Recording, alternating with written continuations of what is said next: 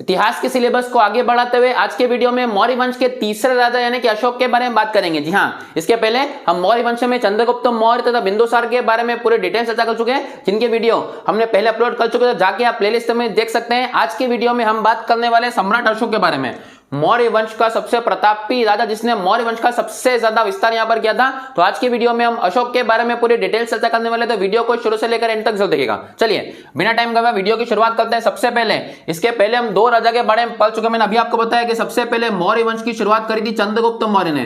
चंद्रगुप्त मौर्य के बाद में चंद्रगुप्त मौर्य का बेटा आया, बेटे का नाम मिलेगा बिंदुसार, और वहीं बिंदुसार के दो बेटे हुआ करते थे। मैंने आपको बताया था सुसीम तथा अशोक। सुसीम बड़ा बेटा हुआ करता था, अशोक छोटा बेटा था।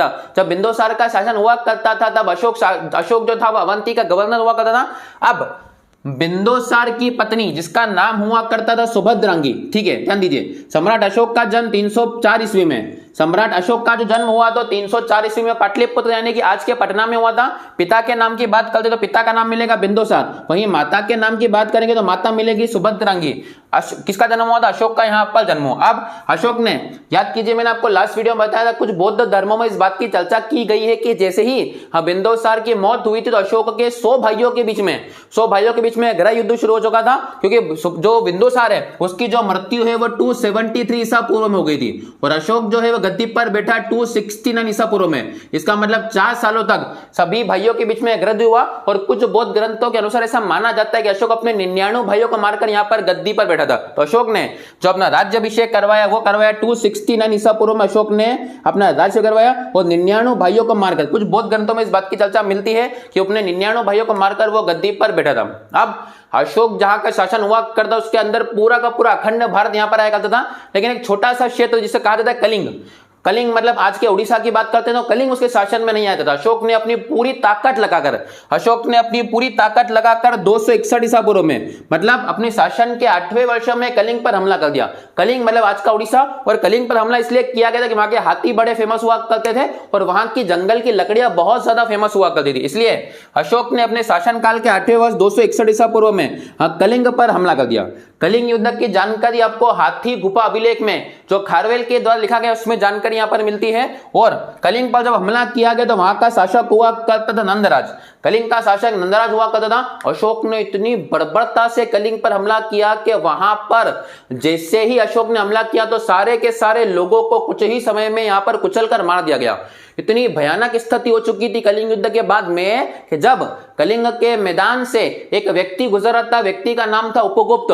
उपगुप्त ने जब वो मंजर देखा तो उसकी रूह तक कांप गई, उससे रहा नहीं गया और उपगुप्त जाकर मिल गया अशोक से, और अशोक को जाकर खरी खोटी सुनेगी कि अशोक तूने पता नहीं एक छोटी सी जमीन के टुकड़े के लिए पता नहीं कितने लोगों की हत्या कर दी, कितने बच्चों को तूने अनाथ कर दिया, कितनी पत्नियों को तूने विधवा कर दिया, एक लोते बेटे को तूने मार दिया, पूरा का पूरा परिवार में सुन सपाट हो चुका है। इस बात को सुनकर अशोक का हृदय परिवर्तित हो गया। जी हाँ, अशोक ने उसके बाद में जीवन में कभी भी युद्ध ना करने का फैसला किया, और उसी व्यक्ति ने जिसको अशोक को खरी खोटी सुनाई थी उसी ने कहा कि आपने मेरी आंखें खोली, अब अभी मेरा मार्ग प्रदर्शित कीजिए। तो उनके द्वारा कहा गया आप बौद्ध धर्म को अपनाइए। उस व्यक्ति का नाम था उपगुप्त। जी हाँ, और उपगुप्त ही आगे चलकर अशोक का क्या बना था? गुरु बना था। तो याद करिएगा, अशोक के द्वारा लड़ा गया जीवन में सबसे अंतिम युद्ध कलिंग का युद्ध हुआ करता था, जो कि इसकी चर्चा अशोक के 13वें अभिलेख में भी यहां पर चर्चा मिलती, इसके बारे में बाद में पढ़ेंगे सभी अभिलेखों के बारे में।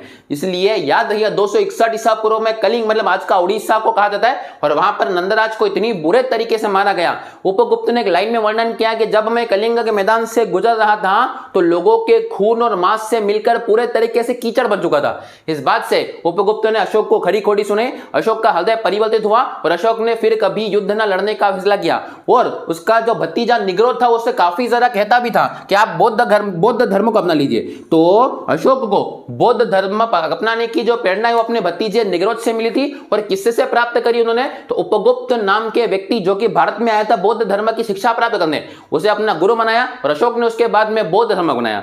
अब अशोक ने युद्ध की नीति को त्याग दिया और धम्म की नीति को अपनाया, और अब अशोक का जीवन में केवल एक लक्ष्य था कि पूरे के पूरे दुनिया में बौद्ध धर्म का प्रचार प्रसार करना है, पूरी दुनिया में बौद्ध धर्म फैलना चाहिए। इसी कारण से उसने महेंद्र तथा संघमित्रा, अपना बेटा और बेटी, ध्यान दीजिएगा, अपना महेंद्र तथा संघमित्रा दोनों को श्रीलंका भेजा था बौद्ध धर्म के प्रचार प्रसार के लिए।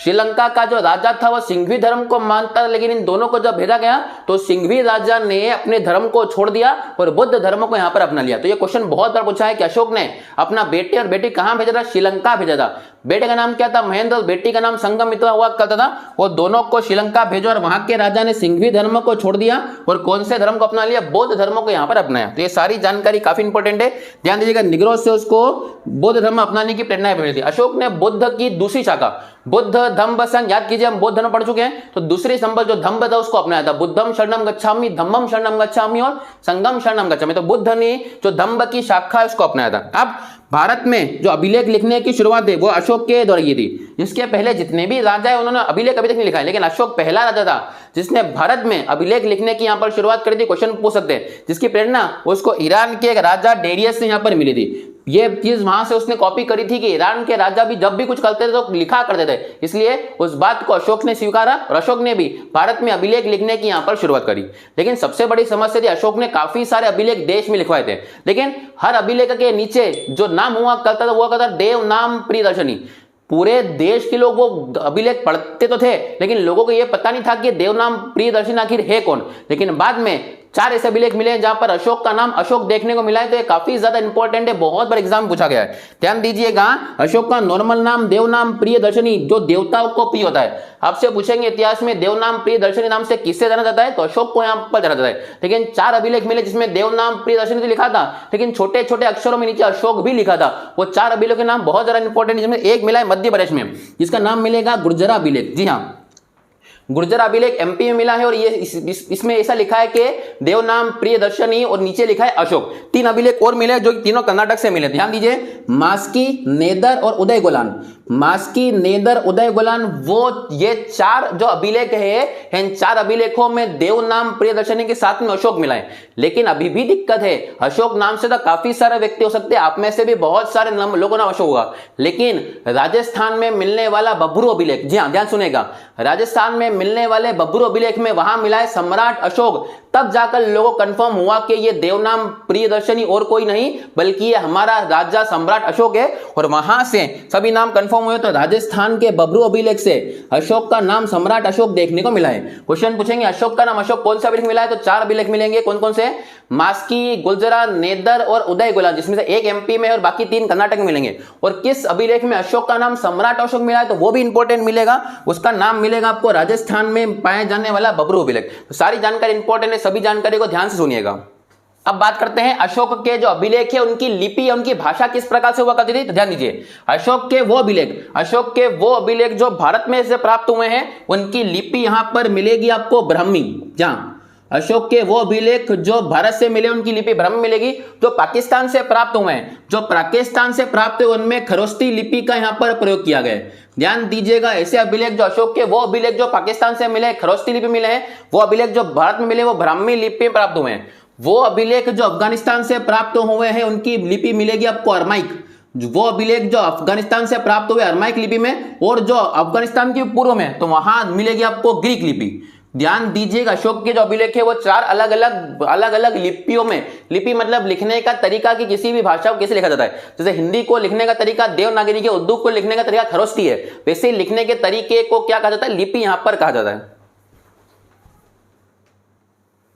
तो अशोक का वो अभिलेख जो भारत से प्राप्त हुआ है ब्राह्मी लिपि में, जो पाकिस्तान से मिला है वो खरोस्ती लिपि में, अफगानिस्तान से प्राप्त हुआ है अरमाइक लिपि में, और उसके बाद में जो उसके पूर्व से प्राप्त हुआ है वो ग्रीक लिपि में प्राप्त हुआ है। काफी सारे इंपॉर्टेंट देश का नाम देकर पूछेंगे कौन सी लिपि में आपको अभिलेख यहाँ पर प्राप्त हुए। अब ध्यान दीजिए, अशोक के जो अभिलेख है उनको सबसे पहली बार खोजने का जो कार्य था वो टी फैंथेलर अंग्रेजों ने किया था।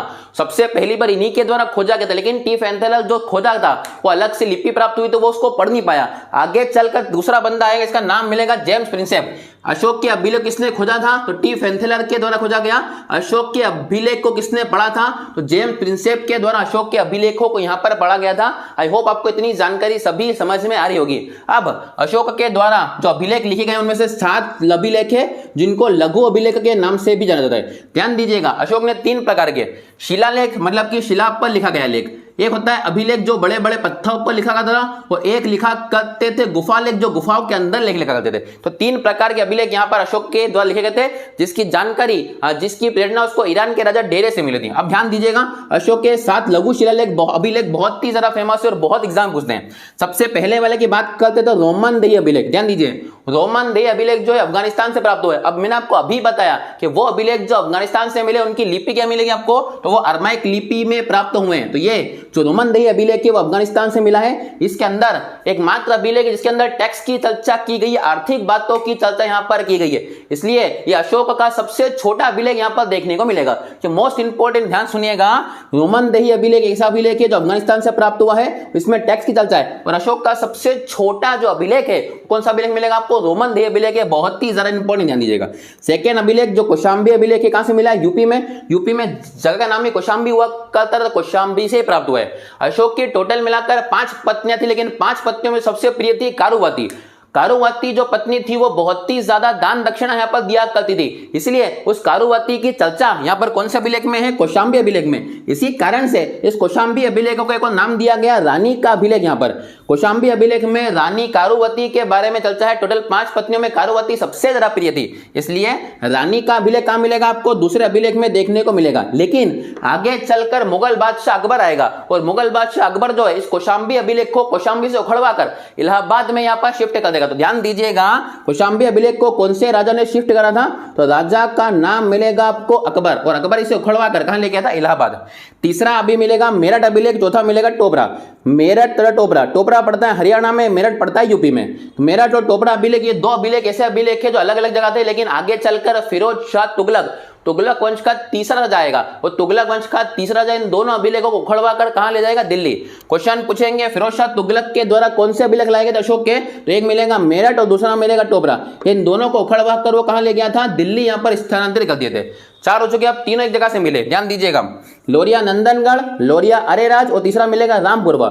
ये तीनों के तीनों वो अभिलेख जो कहां से मिले हैं, बिहार के चंपारण से यहां पर प्राप्त हुए। तो टोटल मिलाकर अशोक के अभिलेखों की संख्या कितनी हुआ करती थी आपका, 7। एक बार फिर से ध्यान दीजिए, रोमनदेही अभिलेख अफगानिस्तान से मिला है। लिपि पूछेंगे तो अरमाइक लिपि रहेगी, जिसमें टैक्स की चर्चा है, आर्थिक बातों की चर्चा है, इसलिए सबसे छोटा अभिलेख है। कौशाम्बी अभिलेख जिसमें रानी की चर्चा है, कारुवती की सबसे प्रिय पत्नी, और कारुवती बहुत जरा दान दक्षिणा दिया करती, इसकी चर्चा इसमें की गई, इसलिए इसका नाम दिया गया रानी का अभिलेख। और अकबर आगे चलकर इस कौशाम्बी अभिलेख को उखड़वा कर इलाहाबाद शिफ्ट कर देगा।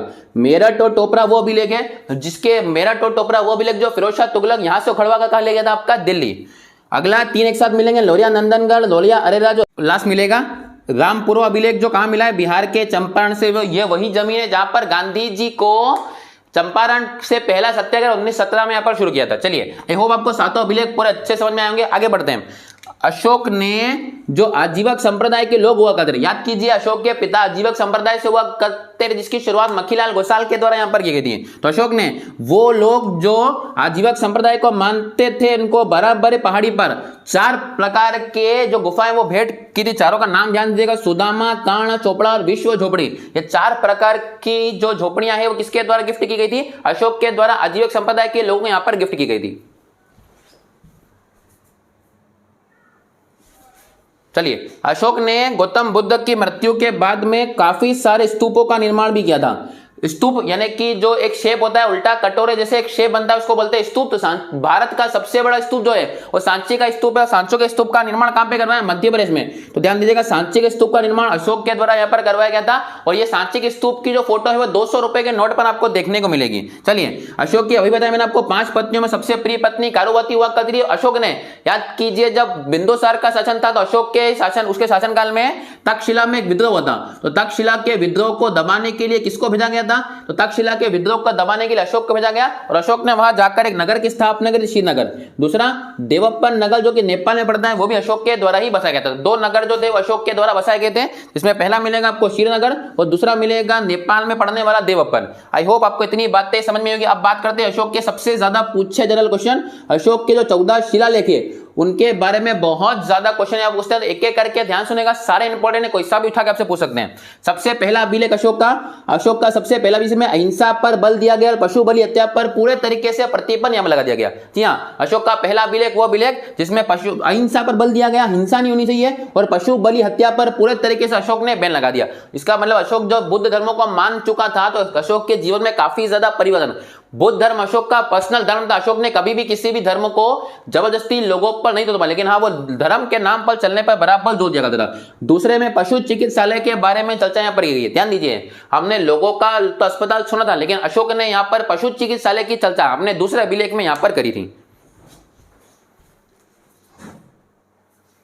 चलिए तीसरे अभिलेख की बात करते हैं। तीसरा अभिलेख में, अच्छा दूसरा अभिलेख में दक्षिण के राजा चेल, चोर, पांड यहाँ पर इनकी चर्चा की गई, लेकिन चोल की चर्चा नहीं की। ध्यान दीजिएगा, क्वेश्चन एग्जाम का पूछा क्वेश्चन है, अशोक के दूसरे अभिलेख में कौन से वंश की चर्चा नहीं है, तो दक्षिण के चेल की चर्चा है, चेल की चर्चा है, पांड की चर्चा है, काफी सारे वंश चर्चा है, लेकिन वहां पर चोल राजाओं को चर्चा यहां पर नहीं की गई है। तीसरे में 3 अधिकारी, राजोग, युक्तक और प्रदेशक। राजोग मतलब समझ लीजिए उस समय का डीएम कलेक्टर हुआ करता था, जो जिले को संभालता था। तो 3 अधिकारियों की चर्चा तीसरे अभिलेख में, तो बड़ा आसान है, तीसरे में 3 अधिकारी, राजोग, युक्तक और प्रदेशक की चर्चा है। चौथे अभिलेख में बेरी घोष का परिवर्तन धम्म घोष में, इसका मतलब युद्ध की नीति को त्याग कर धर्म की नीति को अपनाना, इसकी चर्चा अशोक ने चौथे अभिलेख में करी है। बेरी घोष का परिवर्तन धम्म घोष में, युद्ध की नीति को छोड़कर अशोक ने धर्म की नीति को अपनाया, इसे कहा गया बेरी घोष का परिवर्तन धम्म घोष में। 5वें में एक अधिकारी को नियुक्त किया गया, अधिकारी का नाम हुआ कर्ता धर्म महामात्र। ये लोगों को धर्म की राह पर चलने में हेल्प करता था। ऐसा व्यक्ति जो धर्म की राह पर नहीं चलता था उसके लिए एक अधिकारी नियुक्त किया गया था, इसका नाम था धर्म महामात्र।